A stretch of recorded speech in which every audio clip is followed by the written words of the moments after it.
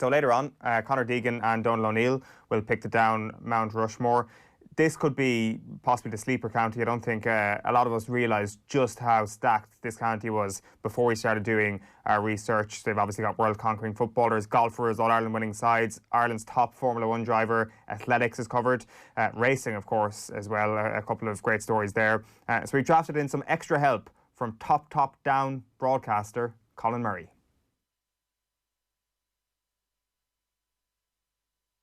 Okay, so County Down is next up in our Mount Rushmore series, and I'm delighted to say that one of the county's finest sons is with us to chat through the contenders for the county. Colin Murray, you're very welcome. How are things? Lovely to join. I am taking this way too seriously. Thank you very much. That's what we expect. People kind of get into this looking at it in a trivial manner, and then they start to look at the contenders, and then they realise, oh God, this is actually serious business. And even from the outside looking in, I think there's a lot of people we've kind of parsed through over the past 24 hours or so and thought to ourselves, right, County Down is a real job. Well, also even you have to just go to like, where's it going to go? You know, even though it's obviously not going to go anywhere because it's not real. But in my head, there's been arguments between communities. Do you know what I mean? It's been like marching season all over again. Do you know what I mean? But I'm going to say Strangford Lough would be a good area, I think. But I mean, you could put it in the side of the mountains of Moore and stop people walking up it in the bad weather. But Slieve Donard is down, is it? You could do that. You could just carve out Slieve Donard, you know. And there's a lot of good places around there, cheap B&Bs, a few amusements, decent beach. So on the day of unveiling, we'll have a good day. And I know one person from there, so I'd have somewhere to stay. But, you know. These are the most important factors. Who are you putting up there? This is where the rows have broken out. Well, no, it was interesting because I think we'd all agree, right? I think you could have 100 people judge this. You know, because I always think never have more than 3 people judge anything, by the way. Sounds quite threatening, that, doesn't it? Sounds quite mafia-like, doesn't it? But I never have more than 3 people because you just get someone that's just being contrary, somebody, you know, a devil's advocate. Get rid of all those people. 3 people's enough. But I think if you had 100 people or 1,000 people, so George Best is there, right? There's no argument. Yeah, he's on the Northern Ireland Mount Rushmore first picture, first carving. Right, so he's there. That's it. He's on the Irish Rushmore, right? So he is. Right. We've had rows, Colin, today about where exactly. The fact that he's from County Down was brand new news to me today. He's on the borderline. So there's a few of them are quite on the borderline that you have to look at and say, should you be allowed to count them? Because again, as I said, took this too seriously, and there are a few that you have to go, where exactly were you? There's a really obvious one for that. QPR legend, Alan McDonald. He's from Lisburn, which is half in County Antrim and half in County Down. So therefore, you run the risk of maybe you could just, if we were to pick him, maybe he just gets a side profile. But Bestie's there, right? Because you can't not. Yeah, he goes up, and he's definitely County Down. So he's the Craigie estate, in East Belfast. So he comfortably, that is listed as County Down. The whole estate, I know his house, I know where he grew up, so I can say he's definitely County Down. So you're right. If you're in East Belfast and you're in the down part, unless you know intricately the areas, you could easily go, well, hold on a second, is that definitely County Down? Mm-hmm. Because whoever drew County Down was drunk. So, so yeah, he's got to go there. And I think for that same reason, Rory McIlroy's up there without even questioning it. I think if you look within his sport, within his world, 4 majors, world number 1, and he's safely from County Down. What's the crack with Rory? Colin, like you know, we've so much conversation about, look, he's an absolute banker. There's no getting away from it. And again, like when you talk about an all-Ireland, Mount Rushmore, maybe at some point you'd probably mention 2 names that it'd be hard to get away from either of them. Like the perception of Rory south of the border, let's say, is sometimes can be a little bit frosty. Like, what's the view? He's done a lot for the north, obviously over the years. What's the view of him? Yeah, I don't really know him. I don't really know him. Whereas like somebody like Carl Frampton, I would know well, you know. in that you'd sort of see him in the same places, but I don't really know him. I mean, is he widely loved? Like that's the thing. I think so. Yeah, I mean, I think so. I think you know, I think he's grown up in public, which is never that easy. Like, you know, I wouldn't have wanted some of my love life from my late teens splashed around the world. I wouldn't have wanted it in a local newspaper, let alone anything else. Do you know what I mean? So he's done a lot of that, having to grow up in public. And golf's one of those sports. Let's be honest, you know, the money's great and all that, but what a life that is. Do you know what I mean? It's a very sheltered, sort of exclusive life, sort of pulled away. The money comes quite quick, and the sponsorship deals and all that stuff. I think it is generally. I mean, I remember when I went to see, was it the major he has, the American major he hasn't won, whatever one that is it he hasn't won the Masters? He hasn't won the Masters, or whatever. I can't remember. It was one of the two Americans. So it was either the PGA or that or whatever, right? And Frampton was fighting in New York that night. The night he beat Santa Cruz, and me and my brother had went to New York to see Frampton fight, and there was a backstage bar, and it was a lot of good crack actually. Loads of people in it drinking, and he was there, and he came over, and because I was sitting having a beer with Michael O'Neill. Drinking with Michael O'Neill, there's not a surprise. And he was there, and Christine Blakely was there, and she brought Frank Lampard as her +1. It was one of those type of things. My brother was loving it because he'd never been in it. He was like, yeah, it's great. And he came over, and it was the Saturday course, and he hadn't made the cut. And my brother's intro to him was, how did you get here so fast after playing your third round? The worst thing you could say to a golfer. He was like, no, mate, sorry. My brother's like, no, really, seriously? How'd you get here, Rory? I mean, you had to play 18 holes this morning and then get it. And I was like, oh, this is such a Father Jack, Father Ted, Father Dougal moment. Like, and he kept going on. He went back about 4 times until Rory went, actually, I got knocked out. It was just dead awkward, didn't make the cut. But yeah, I think so. I mean, I think it's not like, I suppose in a way, there's certain sports connect in a different way. Golf isn't necessarily one of those ones you're ripping your shirt off and smashing beer cans off your head, is it really? But you know, we bat above our weight, don't we? Our Irish golfers bat above their weight. I was at the Open in Portrush. I had a day up there and that was brilliant. Like, you know. But he's obviously brought a lot of tournaments there, and he's remarkable things. You're going one football, and I'm not sure either of those are hugely arguable. One way or the other. One football, one golfer. Where are you headed next? I'd say 3 of Northern Ireland's greatest 5 footballers are from County Down, and this is where you run into problems. So, Pat Jennings is County Down. The man who should never have been a footballer. What an amazing story. I mean, that was injuries to Newrytown footballers. If there hadn't been goalkeepers at Newrytown dropping like flies, goalkeeper goes, reserve goalkeeper goes, youth keeper goes, and all of a sudden they're like, we don't have any goalkeepers in this wee club. Wonder what that Gaelic football player did. 16. Does that happen? Yeah. Wow. So he should never have. He was, his love was Gaelic, as is the case with a lot of really good goalkeepers and some footballers. Who Niall Quinn's one, isn't he? But not less as well. That's why he was always good to go in the goal. But it's hard to ignore what Pat Jennings achieved in his career. We're going to have to consider him. But you're saying, and also as well, just for the fact for his whole career, he's managed to keep, even in this age of he is now, the comb-backed Weetabix haircut. Oh, there's nothing like his hair in real life. What have you seen? What has your job afforded you to see? People think you're going to say, oh, I saw the last game at Wembley Stadium, or I saw Northern Ireland qualify for the Euros. No. Pat Jennings' hair up close is. Maybe his hair should just be on Mount Rushmore. Oh, it'd be beautiful. It would be beautiful carving. A back profile. Loads of moss. You could just put loads of moss on the back of it. A living, breathing mullet. Again, look. He says unbelievable a lot. That's what I love about him. No matter what you say to him. Well, talk to me about that brilliant night in '85 when you qualified for the World Cup. He'll go, unbelievable. And if you say to him, it's a bit rain outside today, isn't it, Pat? Unbelievable. So you get the same answer for both. But the other one's a man who back in the day won the poll for Spurs' greatest ever player, Danny Blanchflower. He was born in Bloomfield. That is plumb guaranteed County Down.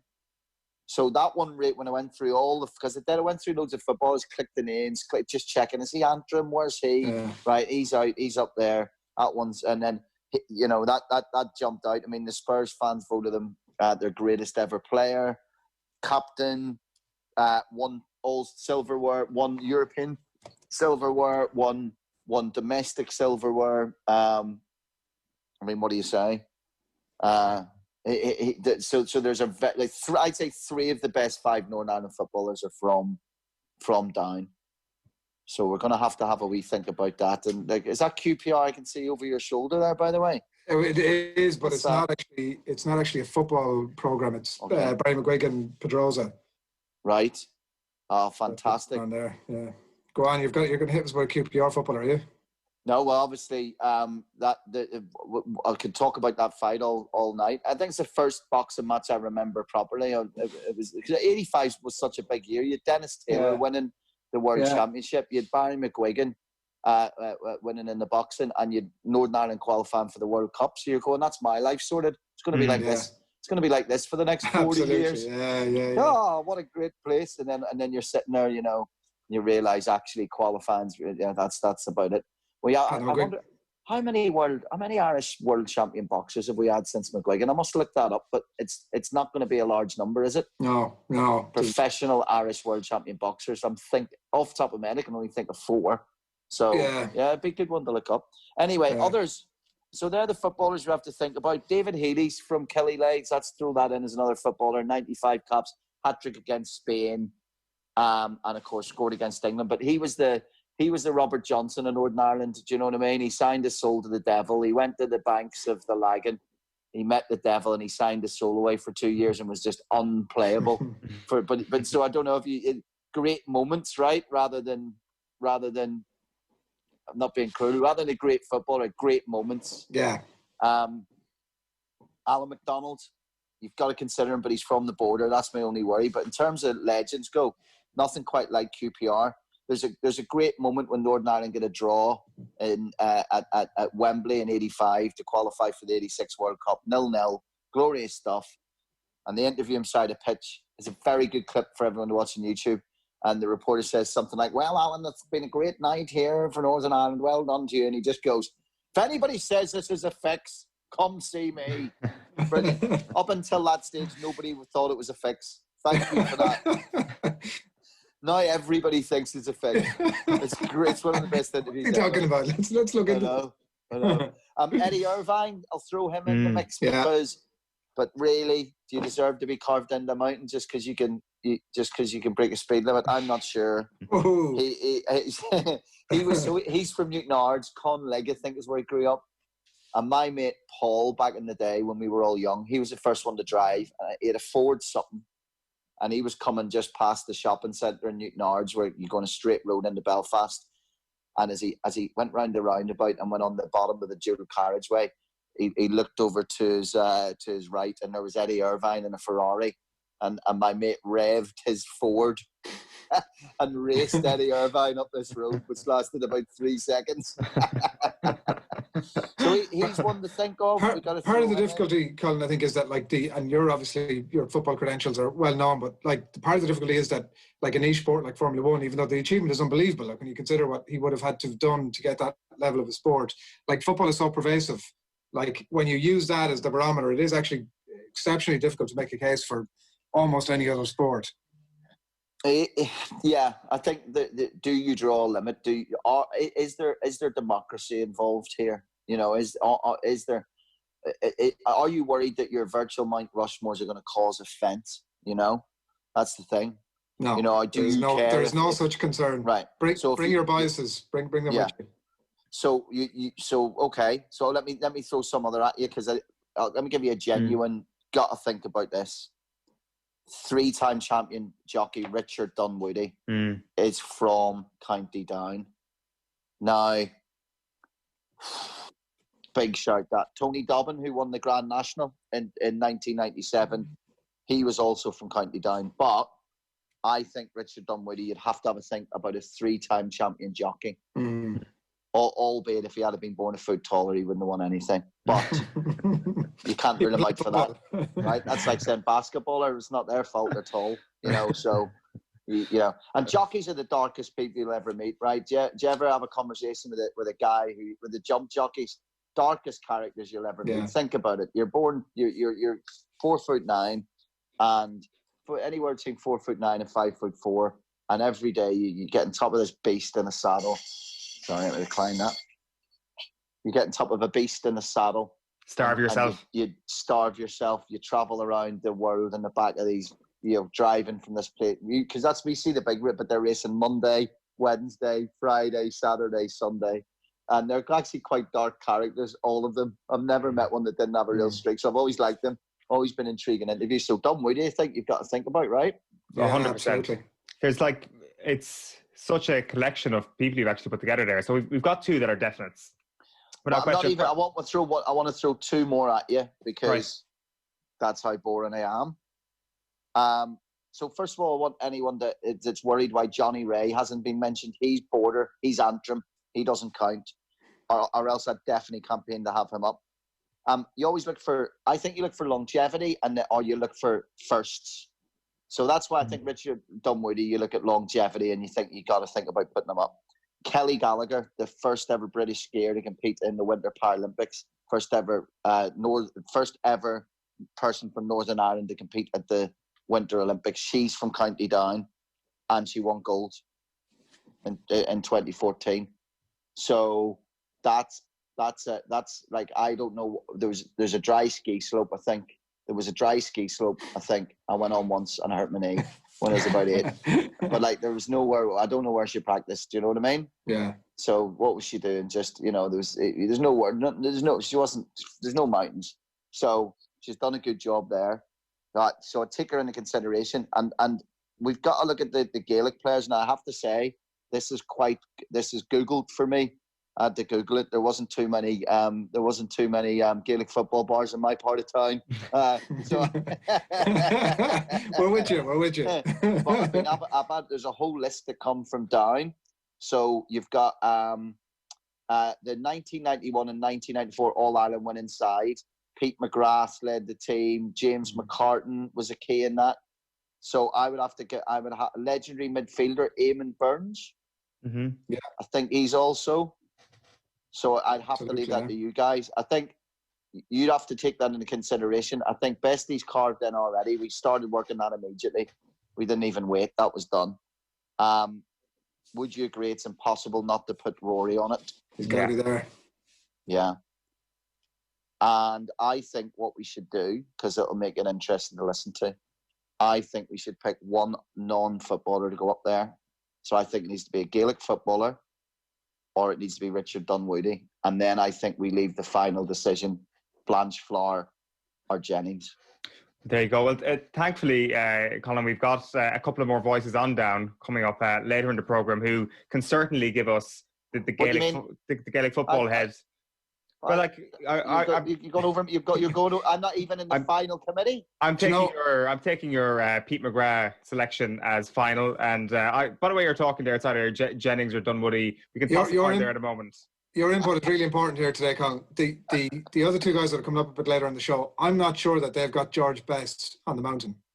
Well, then you need to look at the quality of your contributors. Just because we're in the middle of a global pandemic doesn't mean you guys should drop the quality of guests that you're getting. If anyone's going to come on and say the guy that Pele said was the greatest footballer in the world isn't in the top 4 sports people in County Down, they need to be drug tested immediately, right? Because they're absolutely off their nuts. Yeah. So the way we've been working is that we've been getting a couple of people on to actually give their Mount Rushmore effectively, and then somebody would come on for a cameo appearance to make one change to the Mount Rushmore. You are basically filling the cameo appearance today, but I don't want to waste this on putting George Best on the mountain because he should absolutely be there. Right, exactly. So assuming George Best and Rory McIlroy are both there, for you personally, who would be your number 3? Who would be the number 1 person you'd be pushing outside of those 2?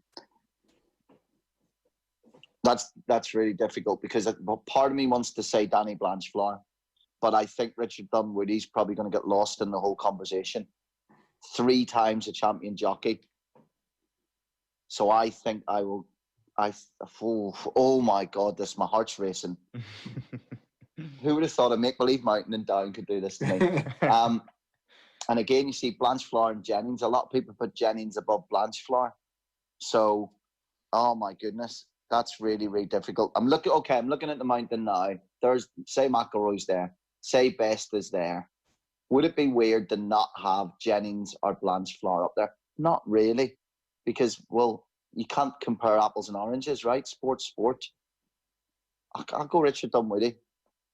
I think that's a serious shout. Yeah. I think your point earlier on about it being a bit of a shootout between Richard Dunwoody and maybe Pete McGrath or Sean O'Neill from the GA side is bang on. I think that it'll come down to small margins between them.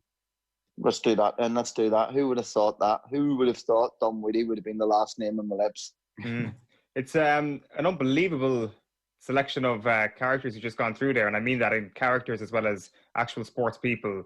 And in terms of the other Mount Rushmores we've done, in terms of some of the other counties, Down is right up there, I think, in terms of per capita and the output of icons, global icons. That's probably a little known fact, but in County Down, there's 6 bars for every 1 house, so that may have something to do with the characters. So yeah. That's not a lot of people. It is a strange county, though. It is a strange county. So you can have pick someone out from Newry who's in it, and then you can pick someone out from Bangor that's in it. So it sort of sweeps all the way down. So even I, as someone who's from an area that is bang in County Down, I've had to really look to see, just to make sure and checking all the oh yeah, Craig definitely is listed, so that's good. Bloomfield's definitely lifted, and even Richard Dunwoody, I didn't have him down as being. I think I made a wee note somewhere of where exactly he's from in County Down, but I had to properly look it up to make sure he definitely was. But you're right, it's a really, really, really strong list, really, really strong list. So he was, yes, absolutely. So he's definitely he's the sleeper, I think, in this. Yeah. We're going to come back to you at some point to talk about José Maggio, right? Like anytime. We're coming back to do that. Well, you know what he did, which is he obviously had a very, very and some horrific details of it, but his relationship with Marilyn Monroe, so it was up and down, and he for the rest of his life he claimed that it was the US government that killed her. But I think it was twice a week he sent roses to her grave. Still doing it, until he died. Is he? Yeah, I think that's part of the will, that there was money left to put a rose at her grave every day. I'm not sure if that money is still going or not. Well, you'd be gutted if you were his kids, wouldn't you? And you thought you were getting a whole load of money. It's like finding it went to the cat's home or something, isn't it? A few plastic roses and just keep recycling them, and be fine. Exactly. Listen, Colin, it's been great having you on. It's been fascinating listening to how you thought through this, and especially at relatively short notice, you've done a brilliant kind of breakdown of the County Down sports legends. I hope you're keeping well, and thanks a million for taking the call. You too, guys. Always nice to see you. Take care.